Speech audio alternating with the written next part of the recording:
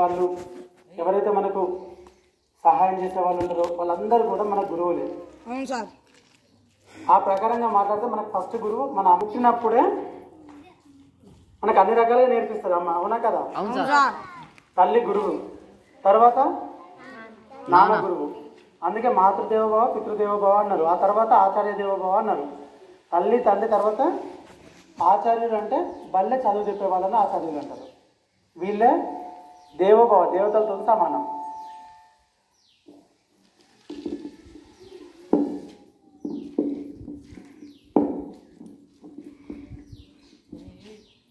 అయితే బడికి వచ్చి చదువుకుంటామంటే దానికి ఒక విధానం అనేది ఉండాలి. అర్థమైందా? బడికి ఏదో వచ్చినామా పోయినామా అనేది కాకుండా దీన్ని ఉపయోగించుకోవాలి. మీరు అందరూ, మీ అందరికీ కూడా మంచి నాలెడ్జ్ ఉన్నది, అవునా కదా? కానీ దాన్ని ఉపయోగించుకుంటలేరు. ఎవరు సరిగా బడికి వస్తలేరు. వినాయక చవితి అనుకుంటే 9 రోజులు అనుకుంటే ఇప్పుడు 60 మంది 70 మంది ఉన్నారు. 120 మందికి 50 మంది రాలేదు. మేమేం నేర్పిస్తాం, మీరేం నేర్చుకున్నట్టు, అవునా కదా? మాట్లాడ మనం ఏం నేర్చుకున్నట్టు, అవునా కదా? మనం నేర్చుకుంటే మన పక్క వాళ్ళకు కూడా నేర్పియాలి. ప్రతి ఒక్కరు పక్క వాళ్ళ గురువులే కావాలి. ఎవరు కూడా నేర్చుకోవడంతో పాటు పక్క వాళ్ళకి నేర్పించుకుంటూ పోతూనే ఉండాలి. అప్పుడే మనం ఇప్పుడు డబ్బులు ఎవరికైనా దానం చేస్తాం అనుకో, మన దగ్గర అయిపోతాయి, అవునా కదా? మనం ఎవరికైనా అన్నం పెట్టినా ఏం చేసినా కూడా అది మన దగ్గర అయిపోతాయి. కానీ ఈ యొక్క చదువు అనేది మనం ఎంతమంది చెప్తామో అంత ఎక్కువ మనకే వస్తూ ఉంటుంది. కనుక మీరు అందరూ కూడా గురువులు కావాలి. అవుతారా? ఓకే, కావాలని కోరుకుంటూ ముగిస్తున్నాను.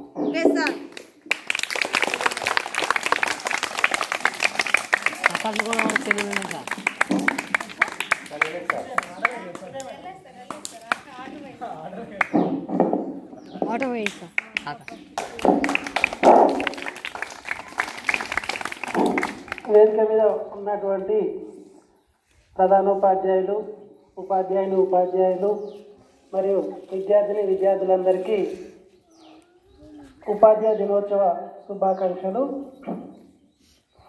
అయితే ఈరోజు టీచర్స్ డే ఎందుకు జరుపుకుంటామో ఇంతకుముందు సార్ చెప్పడం జరిగింది. అతి నిరుపేద కుటుంబంలో పుట్టినటువంటి సర్వేపల్లి రాధాకృష్ణన్ భారతదేశ ప్రథమ పౌరుడు, రాష్ట్రపతి హోదా వరకు ఎదగడం జరిగింది అంచెలంచెలుగా. జనరల్గా మనకు అనిపిస్తుంది, అయ్యో మేము నిరుపేద కుటుంబంలో పుట్టినాం, మా ఇంట్లో ఏం లేదు, మా అమ్మ నాన్న వాళ్ళు మాకు సహకరించరు, మేము చదువుకున్న పెద్ద పెద్ద ఉద్యోగాలు చేయలేం, పై స్థాయికి ఎదగలేము అని అనుకునే వాళ్లకు ఆయన ఒక ఆదర్శం. ఆయన కూడా చాలా నిరుపేద కుటుంబంలో జన్మించిన వ్యక్తి. కానీ ఆయన ఆయుధం ఏంటిది? ఒక చదువు. మంచిగా చదువుకొని అంచెలంచెలుగా ఫస్ట్ ఉపాధ్యాయ వృత్తిని చేపట్టిండు. ఆయన ఉపాధ్యాయ వృత్తి అంటే ఆయనకు ఎంతో గౌరవం, ఎంతో ఇష్టం. అక్కడ నుండి చిన్నగా అంచెలంచెలుగా రాష్ట్రపతి వరకు వెళ్ళిండు. భారతదేశపు 2వ రాష్ట్రపతి ఎవరు? సర్వేపల్లి రాధాకృష్ణన్. మొట్టమొదటి ఉపరాష్ట్రపతి, భారతదేశపు మొట్టమొదటి ఉపరాష్ట్రపతి. ఆ విధంగా అంచెలంచెలుగా ఎదిగినప్పుడు ఆయన శిష్యులు, ఆయన స్నేహితులు వాళ్ళందరూ నీ బర్త్డేని గ్రాండ్గా సెలబ్రేట్ చేయాలనుకుంటున్నాం అని చెప్పి ఆయన దగ్గరికి వెళ్ళి అడిగినప్పుడు ఆయన నాకు ఉపాధ్యాయులు అంటే ఎంతో ఇష్టము, నా పుట్టినరోజును ప్రతి సంవత్సరము ఉపాధ్యాయ దినోత్సవంగా జరుపుకుంటే నేను ఎంతో గౌరవిస్తాను, ఎంతో ఆనందిస్తానని చెప్పాడు. అప్పటి నుండి అందరూ ఉపాధ్యాయ దినం సెప్టెంబర్ 5వ తారీఖు నుండి జరుపుకుంటున్నాం.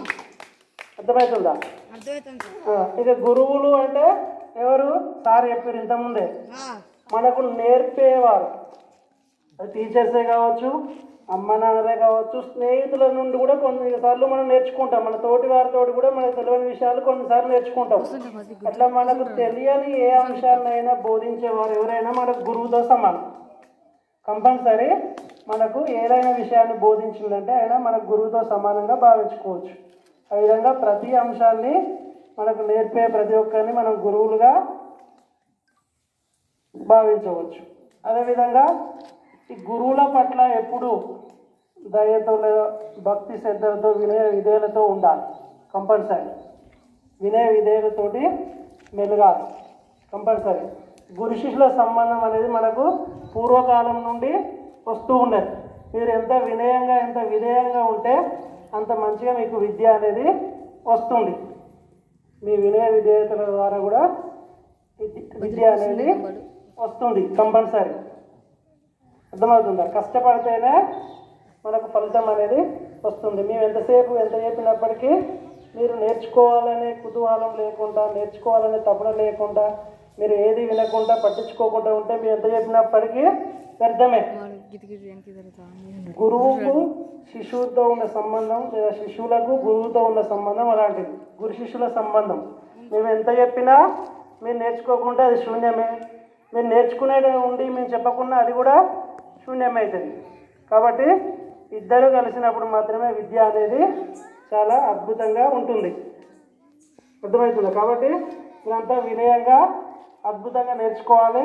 మంచిగా కష్టించి చదువుకొని మంచి మంచి హోదాలోకి వెళ్ళాలి. మీరు మంచి హోదా, మంచి ఉద్యోగాలు, మంచి పేరు ప్రఖ్యాతులు సంపాదిస్తేనే మాకు పేరు ఉంటుంది. అవునా?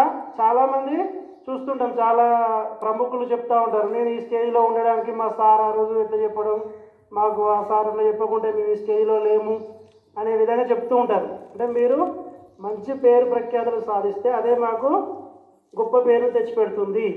కాబట్టి అందరూ మంచి మంచి పేరు సంపాదించి మంచి మంచి ఉద్యోగాలు సంపాదించి ఉన్నత స్థాయిలో ఉండాలి. కంపల్సరీ ఉన్నత ఆశయాలను కలిగి ఉండాలి. మంచి మంచి జీవితం గడపాలి అనే ఒక కోరికను కలిగి ఉండాలి కంపల్సరీ. ఆ కోరికను నెరవేర్చుకోవడానికి శ్రమ చేస్తూ ఉండాలి. ఆ సాధించడం కోసం మనం అనుకున్న ఏదైతే కోరిక ఏదైతే కావాలనుకున్నామో దానికోసం ప్రతిరోజు మనం అటువైపు సాధన చేస్తూ అటువైపు అడుగులు వేస్తూ కంపల్సరీ దాన్ని సాధించుకున్నప్పుడే మనకు ఫలితం ఉంటుంది, మనకు ఒక పేరు అనేది ఉంటుంది కంపల్సరీ. కాబట్టి ఆ విధంగా అనునిత్యం మీరు చేయాలని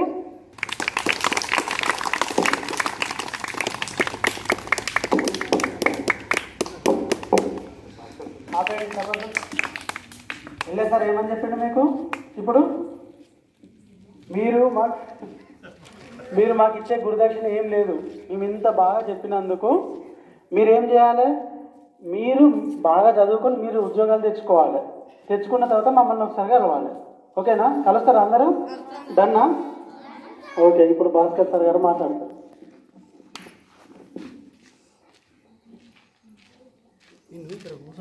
ముందుగా ఉపాధ్యాయ బృందానికి ఉపాధ్యాయ దినోత్సవ శుభాకాంక్షలు.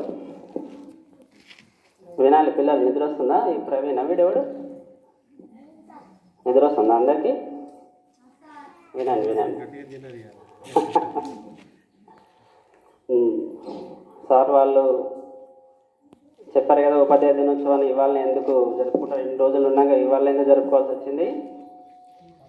ఒక సాధారణ కుటుంబంలో పుట్టిన ఒక సాధారణ వ్యక్తి ఉపాధ్యాయ వృత్తి ద్వారా భారతదేశానికి ప్రథమ పౌరుడు. అంటే అది ఫస్ట్ భారతదేశంలో మనం ఇన్ని కోట్ల మంది ఉన్నాం కదా, ఇన్ని కోట్ల మందిలో నెంబర్ 1 వ్యక్తి ఎవరో ఒకరు ఉంటారు కదా. ఆ ఎవరు అంటే రాష్ట్రపతి.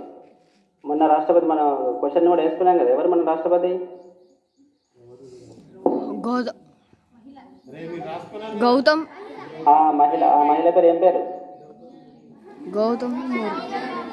గౌతమి ముర్ము. అంటే ఈమె కంటే ముందు ఇంకా వేరే వాళ్ళు ఉంటూ ఈయన ఫస్ట్ ఉపరాష్ట్రపతిగా ఉండి తర్వాత రాష్ట్రపతి అంటే ప్రథమ. భారతదేశం మన దేశం పేరు ఏం పేరు? గణేష్. మన దేశం పేరు.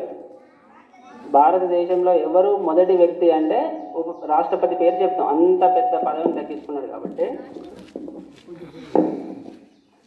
ఆయన పేరు మీదుగా ఉపాధ్యాయ దినోత్సవాన్ని జరుపుకుంటున్నాం.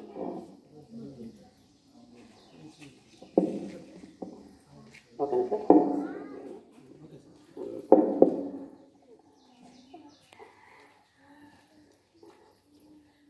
రైట్.